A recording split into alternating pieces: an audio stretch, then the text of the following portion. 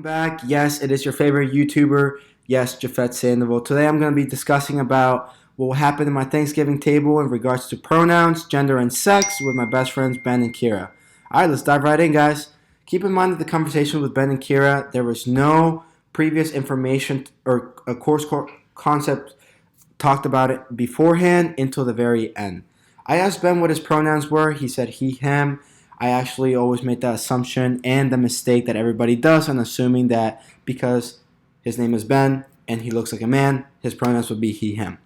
So he proceeded to tell me that it is good in case people forget their name, in case you forget someone's name, and it is a good way to address, but it can be bad if you forget someone's pronoun. Giving a course example, Jen Manion wrote an article, The Pronoun Go Around and the New Gender Binary. In the reading, she shares she's always had a masculine, gender non-conforming, unfolding outlook and identifies as she, her. Most people will look at her and disagree because of her masculine projection and her identification.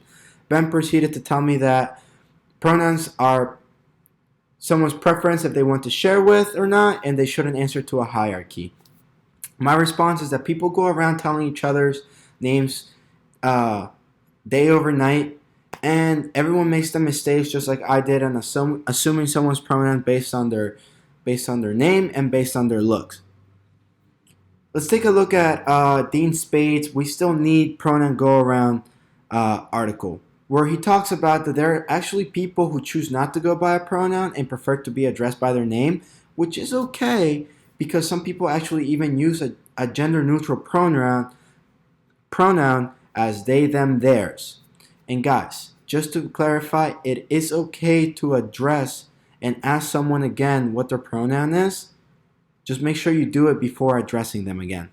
The conversation with Ben ended in awareness because there was no resistance through the conversation. He had partial awareness on the unfolding of the topic. He was open to hearing about it, but there wasn't eager as much to learn.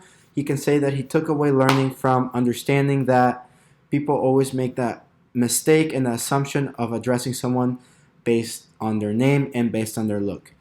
The conversation with Kira went just like Ben's with the educational process. I asked Kira what her thoughts were about gender and sex. She said gender is a social construct based on society and culture, and sex is your biology.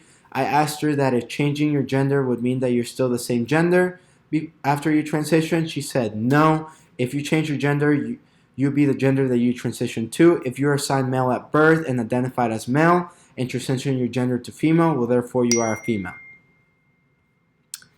I told her that sex is assigned at birth based on genitalia, which what we know in the normal, XX have a uterus and a vagina, and XY have a penis and testicles. And there's also the intersex people who go against that existing outside of the binary of male and female, who have genetic anomalies from XXY chromosomes. And we've actually known through the 20th century,